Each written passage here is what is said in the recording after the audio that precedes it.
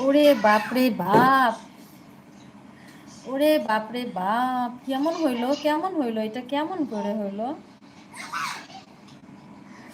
যখনই আমি টিস্যুটা হাতে নিলাম, টিস্যু বাবু তোমাকে বলছি, যখনই টিস্যুটা হাতে নিলাম ভাবলাম যে টিস্যু বাবু এক ঝলক এলো, কিন্তু কোনো কথা না বলেই চলে গেল।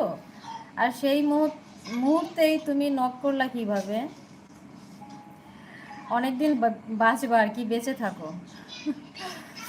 আমার কোনো কথায় কষ্ট পাবে না, কারণ একটা সত্য কথা বলি, মানুষের কথায় কষ্ট পাওয়া কেমন কষ্ট একটু হলেও ফিল করতে পারি। এজন্য আমি তোমাকে মাঝে মাঝেই বলি কষ্ট পাবে না, মনে করো যত কমেন্টস করি সব মজা করে বলি।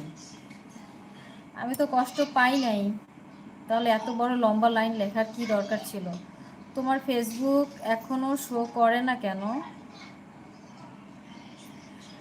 এতটা কি?